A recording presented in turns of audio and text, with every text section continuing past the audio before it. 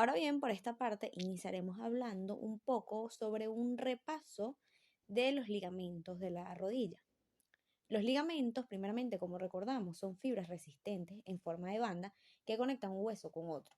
Esta es una articulación que posee múltiples medios de estabilización pasiva, entre los cuales los que se mencionan más frecuente y tienen mayor tendencia a la lesión son los ligamentos cruzados y los ligamentos laterales. Los ligamentos cruzados son dos. Tenemos uno anterior, que va desde la parte anterointerna de la espina de la tibia, para dirigirse posterior y cefálicamente e insertarse en el cóndilo externo del fémur. Y tenemos un ligamento cruzado posterior que va desde la parte posterior interna de la espina de la tibia para dirigirse anterior y cefálico e insertarse en el cóndilo interno del fémur. La función de estos es estabilizar los movimientos de flexión y extensión. El ligamento cruzado anterior se tensa a la extensión y el posterior se tensa a la flexión. Los ligamentos laterales, de igual manera, son dos. Tenemos un ligamento lateral interno que discurre por el lateral interno de la rodilla. Tiene su origen en el epicóndilo femoral interno y se inserta en la parte interna de la tibia proximal. Este ligamento estabiliza la rodilla y limita la posición de valgo. El lateral externo discurre entonces por el lateral externo de la rodilla, teniendo su origen en el cóndilo femoral externo y se inserta en la parte externa de la cabeza del peroné. El ligamento lateral externo estabiliza la rodilla y limita la posición de varo. De igual forma, tenemos un ligamento popliteo que se encuentra en la cara posterior de la rodilla y es un ligamento extracapsular. Este posee dos haces, uno oblicuo y otro arqueado. El haz oblicuo es una prolongación del tendón distal del semimembranoso que se inserta en el cóndilo externo del fémur y el arqueado es una prolongación del músculo popliteo. Tienen doble propósito. Uno es mantener la integridad estructural de la articulación de la rodilla y al mismo tiempo previenen la hiperextensión de la rodilla por fuerzas dirigidas hacia su parte frontal, así como la rotación externa del hueso de la tibia en la espinilla o la torsión externa de la tibia. Todo esto relativo a la rodilla. Ahora bien, hablaremos un poco más sobre lo que son las lesiones ligamentosas en esta articulación. El primero que vamos a mencionar es el quiste de Baker, que si recordamos nuevamente, la articulación de la rodilla está llena de un líquido transparente, conocido como líquido sinovial, que actúa como un lubricante para ayudar a reducir la fricción en la articulación. Tenemos unas bolsas pequeñas llenas de líquido, llamadas bursas, que protegen a la articulación y ayudan a reducir la fricción entre los músculos y otras estructuras circundantes.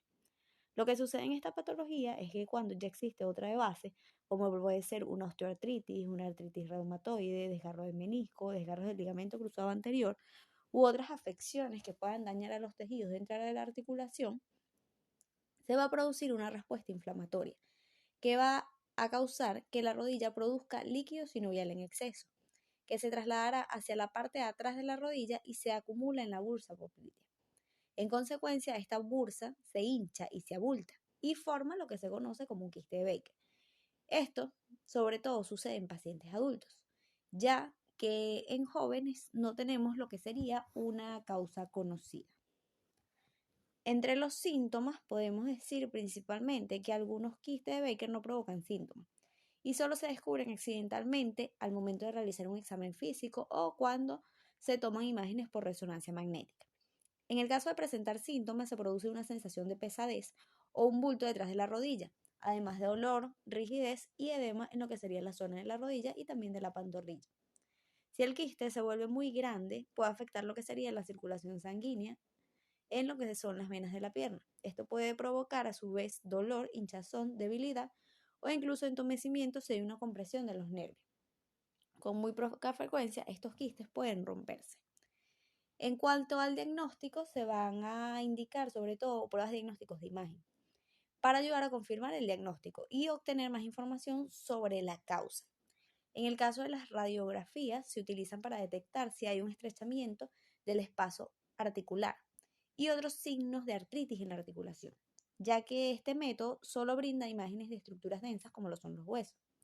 El ultrasonido, a su vez, se utiliza para determinar si es sólido o líquido y en el caso de una resonancia magnética se utiliza para detectar si hay desgarros de menisco u otra afección adyacente.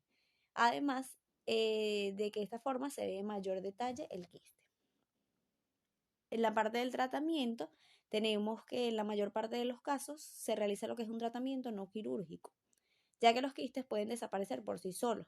Lo que se le indicaría al paciente es realizar un cambio en las actividades cotidianas, como disminuir la actividad y evitar las actividades de alto impacto que fatigan la rodilla, como trotar o hacer ejercicios aeróbicos, ya que esto puede ayudar a aliviar los síntomas. Si los síntomas no se alivian con el tiempo y más bien empeoran, se recurre a una alternativa quirúrgica mediante artroscopia para tratar sobre todo la causa que puede estar produciendo el quiste, o si el mismo es muy grande, se hace una cirugía más invasiva en el cual se extirpa. El área de la fisioterapia se encarga luego de lo que sería la recuperación del paciente, donde se deben realizar ejercicios para el fortalecimiento de los músculos que rodean a las rodillas. Luego tenemos las lesiones de los ligamentos cruzados. Para las lesiones ligamentosas de este índole es importante aclarar que existen 3 grados de lesión. Tenemos un grado 1, donde existe distensión o elongación del ligamento, hay desgarros microscópicos y el paciente tiene un dolor moderado, poca inflamación y puede mover la articulación. En el grado 2 existe una rotura o desgarro parcial. El paciente sufre dolor, pero una pérdida de la funcionalidad, inestabilidad e inflamación. Y en el grado 3 hay una rotura completa o total. La funcionalidad de la articulación está muy afectada, hay mucha estabilidad, inflamación y dolor. Las lesiones de los ligamentos cruzados anterior son mucho más frecuentes y se producen sobre todo durante la práctica de deporte.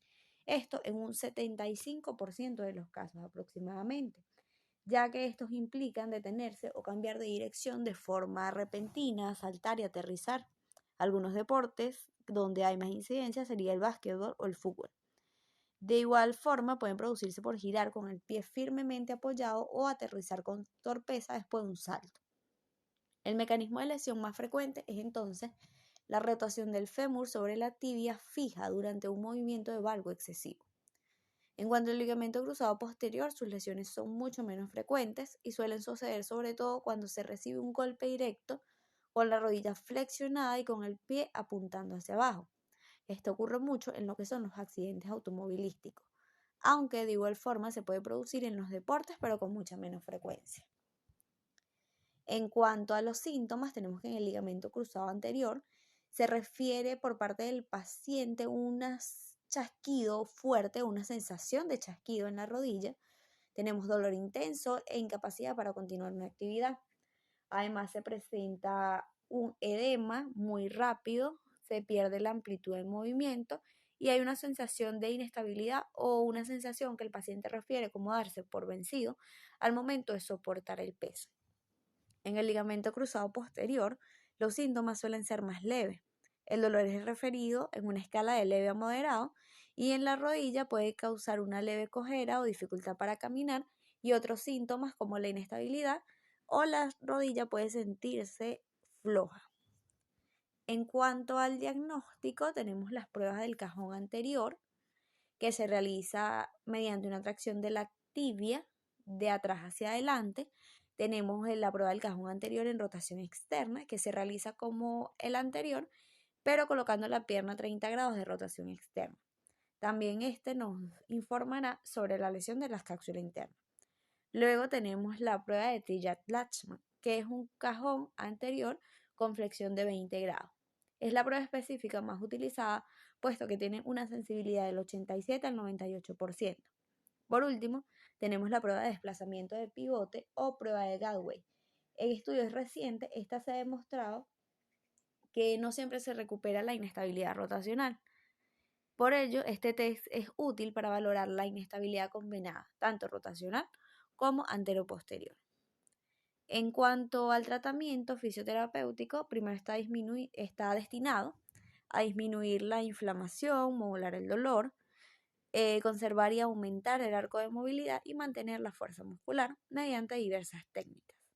En cuanto a las indicaciones para un tratamiento quirúrgico, están los pacientes con lesión completa y afección de otros ligamentos o atletas activos que desean mantener un alto nivel competitivo. En cuanto a la lesión de los ligamentos laterales de la rodilla, es un tipo de esguince o desgarro del ligamento lateral interno o externo. La mayoría de situaciones que causan estas lesiones pueden ser de igual manera los deportes, es decir, cambiar de dirección o torcer la rodilla de manera brusca mientras se corre o se salta, además de torcer la rodilla al volver a pisar el suelo. De igual manera, este ligamento también puede desgarrarse si la rodilla sufre un golpe lateral fuerte. En cuanto a lo que serían los síntomas, tenemos dolor a los lados de la rodilla, dependiendo de cuál sea el ligamento afectado, ya que si hay una lesión del ligamento interno, el dolor estará en la cara interna de la rodilla, mientras que una lesión del ligamento externo puede causar dolor en la cara externa de la rodilla. Además, encontraremos síntomas como la hinchazón en el sitio de la lesión e inestabilidad. La mayoría de los diagnósticos de esta patología se realiza tras un examen físico exhaustivo y el tratamiento no quirúrgico se basa en crioterapias, el uso de rodilleras o uso temporal de muletas, además de terapias físicas con ejercicios que promuevan el fortalecimiento de la musculatura que rodea a la articulación.